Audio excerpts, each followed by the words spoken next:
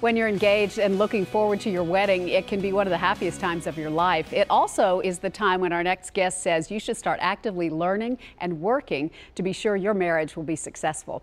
Emmy-winning journalist and author Neysa Taylor is here now to talk about how couples can learn to love each other for the long haul. So we're not just preparing for a wedding when we're engaged. We got to prepare for life. We have to prepare for a marriage. Our union's going to last 80+ years. You know, you spend a lot of time picking up the perfect dress, the roses, everything for a 5-hour wedding.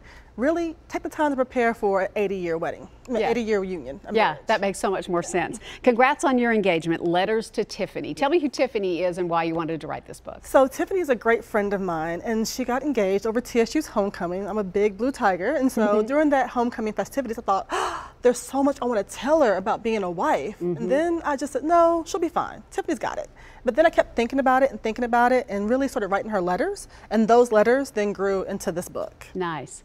You use a lot of your own personal experiences. Definitely. Things that you feel like perhaps you didn't do as well as you could have, that you and your husband needed to work on and didn't. So we're learning from your experience here. Definitely. You're learning from my firsthand experience. You're not hearing what I've heard, you're hearing what I've actually lived and experienced. And I want people to have that sense of talking to their girlfriend. You know, this isn't a preachy book, this is a conversation, because I knew nothing. I got married, I was in love with love, and so I got married, and you know, then had a lot of ups and downs on both parts, and thinking about how could we have done that better? What didn't we know? What didn't we prepare for? And how can we do it better? And how can I pass it along to Tiffany and now everybody else? Yeah. One of the things you talk about a lot is being authentic and really knowing yourself before you can give yourself to someone else. Definitely. You can't get married to somebody's PR agent. I always say women are the best at fixer-uppers, right? We'll see, you know, a chair, think you can make it shabby chic and make it better. But your spouse isn't that chair. Your spouse, you have to marry them and love them how they are right now. And they're doing the same for you right now. So you have to make sure that you are being authentic. You can't be a Stepford wife. You can't be this caricature of a wife, Donna Reed or Claire Huxtable. You have to be authentically who you are. And so that way you can grow together and learn how to navigate this life together. Yeah, one of the things I really liked about the book too is that you have these reflections at the end of each chapter, questions you should ask yourself, and I think ask your partner and discuss with them too, right? Yes. Some of the first question I even came up with for this book was, after reading this, should you even be getting married? And people don't think about that. You think, I've said yes to the ring, he's got on bended knee, of course I'm getting married, I bought a dress, everybody's coming.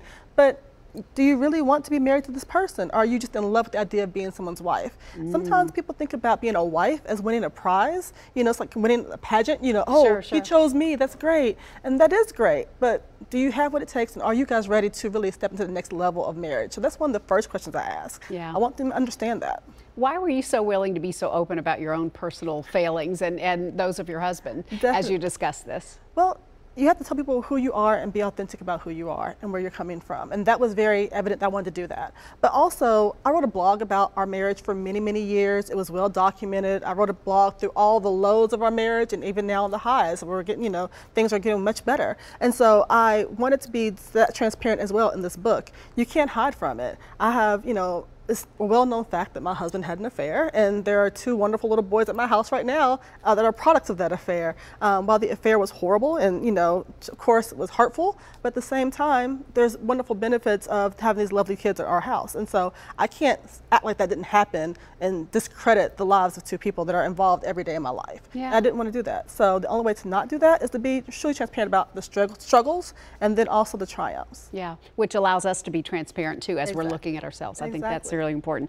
Whether you're getting engaged or whether you've been married a long time, I think you can learn a lot from this book. Go back to the basics perhaps if you need to. It's called Congrats on Your Engagement. You'll find it wherever books are sold. You can meet Neysa at a book signing event tomorrow at Bar Sovereign. That's on 5th Avenue South from 3 to 5 p.m. Great to see you. Thanks for being here. Thank you.